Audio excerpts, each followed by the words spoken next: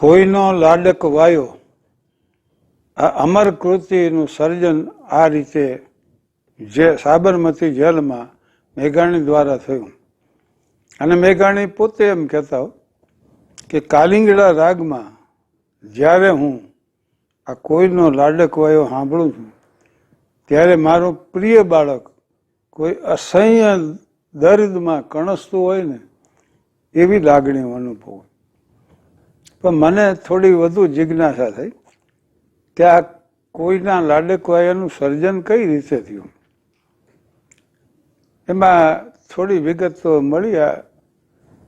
હવે એક પરિવાર, માતા પિતા ને દીકરી, અને ફ્રાન્સમાં રહે, પણ સંજોગો એવા સર્જાણા કે આ લોકોને ફ્રાન્સ છોડી અને અમેરિકા જતું રહેવું પડ્યું.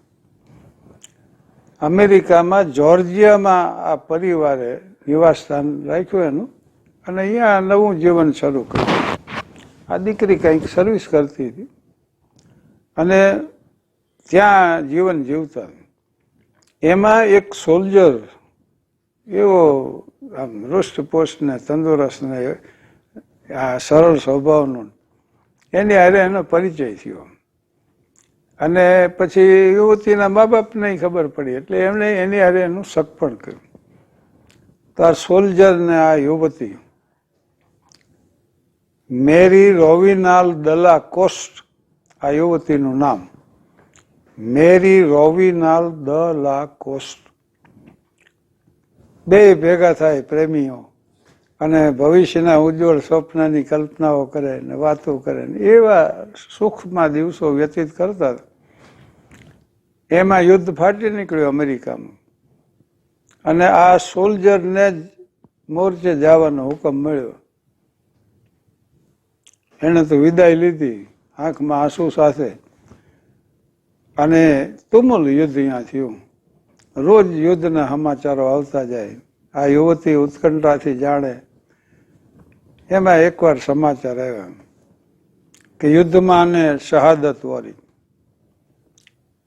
એવો ભયાનક આઘાત લાગ્યો. મેરી રોવિનાલ દલા કોસ્ટને સ્તબ્ધ થઈ ગઈ. પથ્થરની પ્રતિમા કંડારી હોય ને એમ, ના રોવે ને હસે ને બોલે ને ચાલે ને કાંઈ પણ. બસ મા બાપને બહુ ચિંતા. પછી એકવાર એવું બન્યું કે એ જોર્જિયાની હોસ્પિટલમાં એને લઈ ગયા. તો ત્યાં પાછા ઘાયલ સૈનિકો આવતા જ હતા યુદ્ધના, એટલે એણે એની સારવાર શરૂ કરવાની. અને જે સૈનિકો આવે ને એના ઘાવ સાફસૂફ કરે અને પાટાપીંડી કરે, એને સાંત્વન આપે. અને એને સાંત્વન આપવામાં આને થોડું સાંત્વન મળ્યા કરતું, એટલે મા બાપ કઈ ખુશી થયા. આ રીતે જે સોલ્જરો જખમી થઈને આવતા, યુદ્ધમાંથી આવતા, એની સેવા આને શરૂ કરી. એમાં એકવાર બન્યું એવું કે એક સોલ્જર જખમી થઈને આવ્યો. એટલી હૃદય એના શરીર માથે ઘાવ હતા કે મેરી એને કાંઈ પણ સાંત્વન આપે ને એ પહેલા એનો પ્રાણ પંખેર ઉડી ગયો. સોલ્જર મૃત્યુ પામ્યું. એટલે આ પ્રસંગને અનુલક્ષીને એને આ કાવ્ય લખ્યું, સમબડીઝ ડાર્લિંગ. અને આ કાવ્ય જ્હોન હિલ હેલિટ નામનો એક પ્રસિદ્ધ કમ્પોઝર અમેરિકામાં, જ્હોન હિલે આનું કમ્પોઝિશન કર્યું અને એને સ્વરમાં ઢાળીને. યુરોપિયન સંગીતમાં છે ને સ્વર લખવાની સ્વરની લિપિ હોય છે, સ્વર ઓ લખી શકાય છે. એટલે વાગ્નર હોય કે સેબાસ્ટિયન બાક હોય કે મોઝાર્ટ હોય કે બીથોવન હોય, એની રચનાઓ એ જ રીતે આજે ગાઈ શકાય.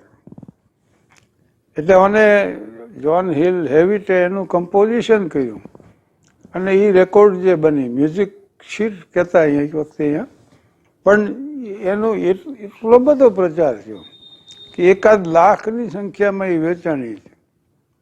શ્રેય નર પ્રોડ્યુસર હશે એનો, કારણ કે એને રેકોર્ડ ઉપર કોટેશન ને આ ગીત બે છાપ્યા. પણ આટલી બધી પ્રસિદ્ધિ પછી સવાલ એ થયો કે આ લખ્યું કોણે એમ.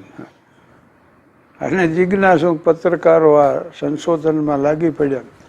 1910માં મેરીએ જે પત્રો લખ્યા હતા એમાંથી આ કાવ્ય મળી આવ્યું.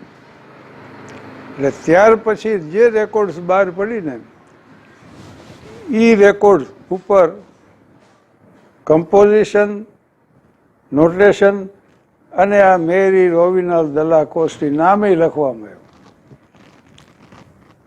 એ કાવ્યનું આ ભાષાંતર જે થયું પાછું એની જે હું વાત કરું. આ કાવ્ય દેવદાસ ગાંધીએ મેઘાણીને સંભળાવ્યું રોયલ રીડરમાંથી. 1933માં પાછા ફર્યા. સજા એની પૂરી થઈ, છૂટી ગયા મેઘાણી. અને આવ્યા ને ત્યાં એવો ભયાનક બનાવ બન્યો એના પરિવારમાં. દમયંતી બેને કેરોસીન છાંટી અને આત્મહત્યા કરી નાખી. એમના પત્નીએ અગ્નિ સ્નાન કર્યું અને મેઘાણીને જે આઘાત લાગ્યો છે પોલીસ ખાતે આ જમાના આટલા 125 વર્ષ પછી આવી અસર હોય મેઘાણી સીધી તો કેટલી. પોલીસ ખાતે એવું કીધું કે જુબાનીમાં થોડોક ફેરફાર થાય ને તો અકસ્માતમાં કેસ નીકળી શકાય એમ. ચલાળા અમારા મિત્ર નટુભાઈ જોશીએ કીધું મને કે મેઘાણીએ ત્યારે એમ કીધું કે પછી હું સ્ટેજ ઉપર બેસીને જે બોલું છું એ બોલી નહીં શકું અને હું જે લખું છું એ લખી નહીં શકું. એને જુબાની એમ જ આપી. સૌરાષ્ટ્રમાં એ તંત્રી મંડળમાં જોડાણા ને તો એનો 75 રૂપિયા પગાર. બોલો લંડનનો પગાર મૂકીને આ 75નો એને સ્વીકાર્યો હતો.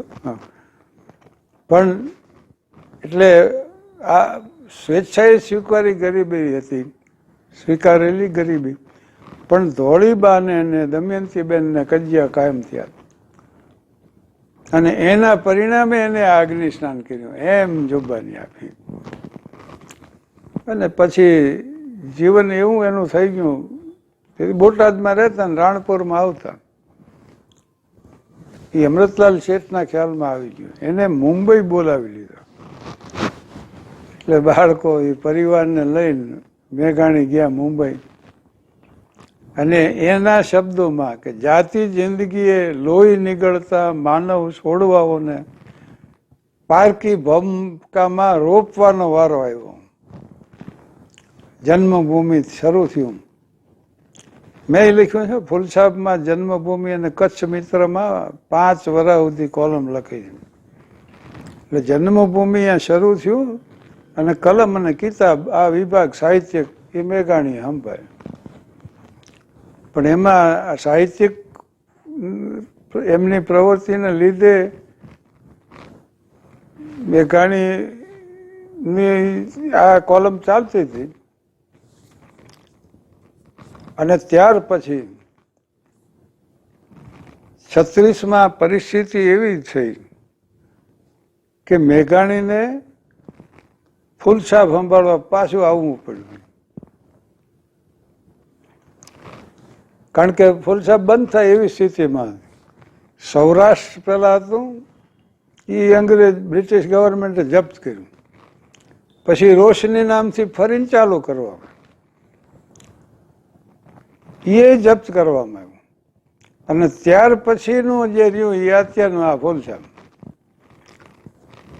પણ 34માં એક બનાવ વચ્ચે વર્ણવી દઉં, બહુ મહત્વનો છે. કારણ કે ચિત્રાદેવી નેપાળી બ્રાહ્મણ અને રાજ પરિવાર હારે સંબંધિત એ શ્રીમંત પરિવાર હતો અને બાળ વિધવા થયેલી બાઈ એ મેઘાણીના સંપર્કમાં આવ્યા.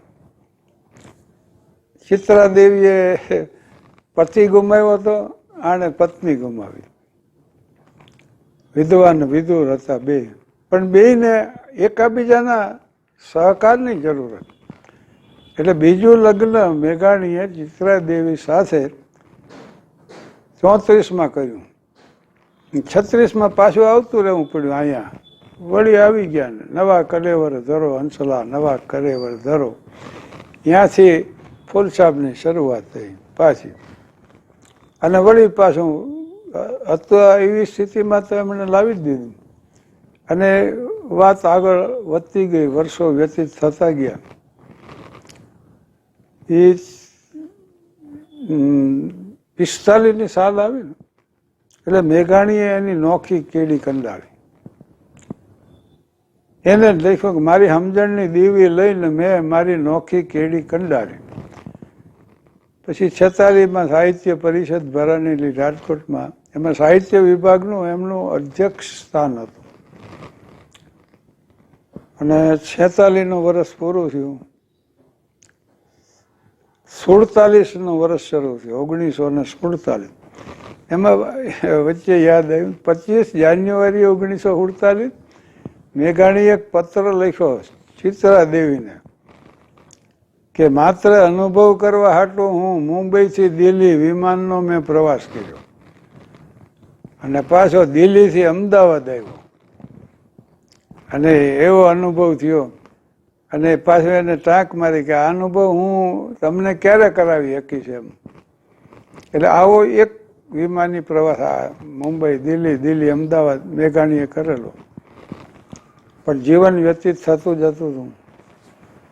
ટાગોરે મુંબઈમાં 5 મિનિટનો સમય આપ્યો મેઘાણીને અને 5 મિનિટ મળવા ગયા અને પછી વાતો શરૂ થઈ. મને મોર બની તને ગાંઠ કરે છે ને કાવ્ય, એ 2 કલાક હાલી બોલો. અને રવિન્દ્રનાથ ટાગોરે શાંતિનિકેતનમાં આવવાનું આમંત્રણ આપ્યું મેઘાણીને. મેઘાણી પાછા ગયા શાંતિનિકેતનમાં. પણ આ રાષ્ટ્રીય શાયર જે બિરદ છે એ 29 ઓગસ્ટ 1931માં ગાંધીજી ગોળમેજી પરિષદમાં જવા હાટું સ્ટીમરમાં બેઠા. એના આગલા 2 દિવસમાં મેઘાણીએ એક કાવ્ય લખ્યું, છેલ્લો કટોરો ઝેરનો પી આવજો બાપુ, સાગર પીનારા અંજળી નવ ઢોળજો બાપુ. ઘનઘોર વનની વાટને અજવાળતો બાપુ, વિકરાળ કેસરિયાળને પંપાળતો બાપુ, ચાલ્યો જજે તુજ ભૌમિયો ભગવાન છે બાપુ, છેલ્લો કટોરો ઝેરનો પી આવજો બાપુ. અને આ કાવ્ય સ્ટીમરમાં ગાંધીજી બેઠા એ વખતે અમૃતલાલ શેઠે એમને હાથમાં આપ્યું અને વાંચ્યું. એટલે ગાંધીજીએ કીધું કે મારા મનની જે વેદના છે ને એનું યથાર્થ વર્ણન છે. આ પ્રકારનું એ બોલ્યા કે એનું બરાબર ચિત્ર કવિએ આ લખ્યું છે એમ. અને પછી ગાંધીજી એમ કીધું કે મેઘાણી તો આપણા રાષ્ટ્ર કવિ, રાષ્ટ્રીય કવિ છે આપણા, અને રાષ્ટ્રીય શાયરનું બિરુદ ત્યારથી મળ્યું. ત્યારથી પછી મેઘાણી રાષ્ટ્રીય શાયર નામે ઓળખાણા. અને દેશભક્તિના એના કાવ્યો એ સિંધુડો નામે પબ્લિશ થયો પુસ્તક, પણ સિંધુડો જપ્ત કર્યો બ્રિટિશ ગવર્મેન્ટે, એવા એમાં કાવ્યો હતા. અને આ ચાલુ રહી એની સર્જન પ્રક્રિયા. આમ જો 1922માં જોડાણા ફૂલછાપમાં, ત્યારથી જો ગણો તો 28 વર્ષ ગણીએ, પણ 28 વર્ષમાં 90 પુસ્તકો લખ્યા. 6 તો એના કાવ્ય સંગ્રહો અને 270 કાવ્યો લખ્યા છે. મેક્યો કસુંબીનો રંગ સૌરાષ્ટ્ર યુનિવર્સિટીએ 1974માં આ પુસ્તક બહાર પાડ્યું. મેક્યો કસુંબીનો રંગ, ₹6.50 એની કિંમત છે. અને શ્રી મોટા હરિઓમ આશ્રમ નડિયાદ, એને ₹25,000 દાન આપ કે મેઘાણી ગ્રંથમાળા તમે આમાંથી છપાવો અને શરૂ કરો આ ગ્રંથ નિર્માણ કાર્ય. આમાં આ 59 કાવ્યો લેવામાં આવ્યા હતા. અને એક મુખ્ય પાસું જે મેઘાણીના જીવનનું છે ને એ માનવતા છે. એના સમગ્ર પાત્રો તમે જુઓ, બચાડા જેવો, બાબુનું પાત્ર છે, એટલે શેઠનું પાત્ર છે, પત્નીની સેવા કરનાર. ઓલી સિપારણનું પાત્ર, બારોટિયો ફાંસીના માચડે ચડે તો એ સજ્જ ધજ થઈને એને વિદાય આપવા જાય. તો જે તમે પાત્રો જુઓ ને એ બધાય પાત્રો એ માનવતાને અનુલક્ષીને રચાયેલા હશે. અને કસુંબીનો રંગ, હમણાં મેઘાણી જયંતિની અમારી મિટિંગ હતી 23 તારીખે ગાંધીનગરમાં, ત્યારે મેં આ વાત કરી હતી કે આ વટની, વાલપની, ખુમારીની, ખાનદાનીની, જિંદાદિલીની, જવામર્દીની જે કંઈ વાતો પ્રેરક હતી એ ધરતીમાં ધરબાઈ ગયેલી એ મેઘાણી એકત્રિત કરી લાઇબ્રેરી સુધી પહોંચાડી. પણ લાઇબ્રેરીથી જનતાના આંગણા સુધી પહોંચાડવાનું કોઈ કામ કર્યું હોય ને તો આ લોક કલાકારોએ કર્યું. પછી એમાં લાખાભાઈ હોય કે હેમુભાઈ હોય કે પ્રાણભાઈ હોય કે જે કલાકારો હોય, કવિદાદ હોય કે ઈશ્વરદાન હોય કે ભીખુદાન હોય, કેટલા નામ ગણાવી શકાય. પણ એને આ સરવાણી ચાલુ રાખી. અને કોઈ ડાયરા એવા નહીં હોય કે પૂરો થતા કસુંબીનો રંગ રજૂ કરવામાં ન આવે.